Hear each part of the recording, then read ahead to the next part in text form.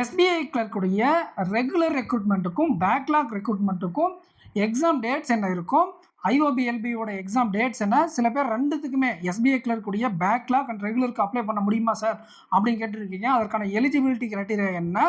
அது மட்டும் இல்லாமல் ஒரு சில பேர் ஓபிசிக்கு எலிஜிபிளாக இல்லையா இன்னும் தெரியாமையே எக்ஸாமுக்கு அப்ளை பண்ணுறாங்க.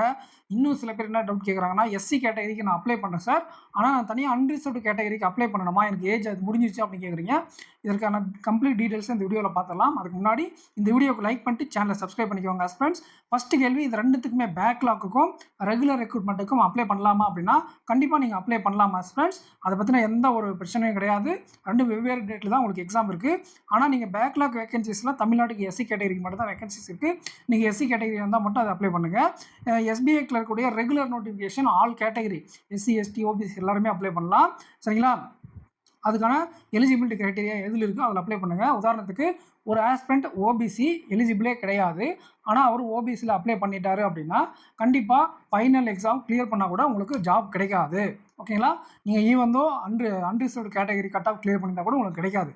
அப்ளை பண்ணும்போது நீங்கள் ஓபிசிக்கு எலிஜிபிளா அப்படிங்கிறத பார்த்துட்டு அப்ளை பண்ணுங்கள். கேட்டகரி மாற்றி அப்ளை பண்ணாதீங்க.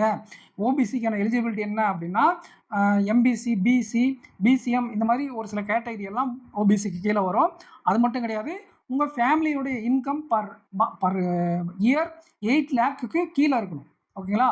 உங்கள் அப்பா அம்மாவோட வருமானம் இதெல்லாம் நீங்கள் போயிட்டு உங்கள் இ-சேவை மையத்தில் அப்ளை பண்ணி உங்களால் ஓபிசி சர்டிஃபிகேட் வாங்க முடியும்னா மட்டும் நீங்கள் ஓபிசிக்கு அப்ளை பண்ணுங்கள். மேக்ஸிமம் நிறைய பேருக்கு ஓபிசி கேட்டகரியிலேருந்து தான் கிடைச்சிரும். இது அப்பா கவர்மெண்ட்டில் டைரெக்டாக ஸ்கேல் 2 ஸ்கேல் 1 ஆஃபீஸர் ஆகிட்டார், இல்லை ஆஃபீஸர் ஆகிட்டாங்க கவர்மெண்ட் ஆஃபீஸராக, இல்லை சேலரி கவர்மெண்ட்லேருந்து அதிகமாக வருமானம் வருது, இல்லை ப்ரைவேட்டாக இருந்தால் கூட நீங்கள் இன்கம் டேக்ஸ் 8 லட்சத்துக்கு மேலே பேரண்ட்ஸ் கட்டுறாங்க பர் இயர் அப்படின்னா உங்களுக்கு எலிஜிபிலிட்டி கிடைக்கிறது கஷ்டமாக இருக்கும்.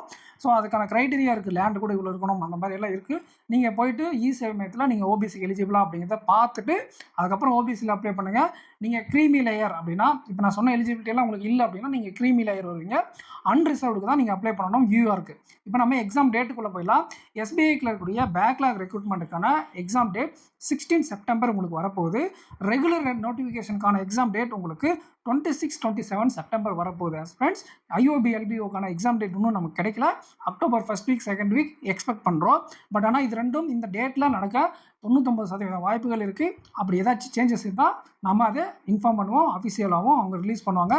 இப்போதைக்கு இந்த டேட்டில் நம்ம எக்ஸ்பெக்ட் பண்ணலாம். இந்த டேட்டுக்கு தகுந்த மாதிரி உங்களுடைய ப்ரிப்பரேஷனை வச்சுக்கோங்க. கண்டிப்பாக இந்த 2 எக்ஸாமுக்கும் எஸ்சி கேட்டகரிஸ் அப்ளை பண்ணலாம். காமன் ரெக்ரூட்மெண்ட்டுக்கு உங்களுடைய கேட்டகரிக்கு தகுந்த மாதிரி நீங்கள் அப்ளை பண்ணி ப்ரிப்பேர் பண்ணுங்கள்.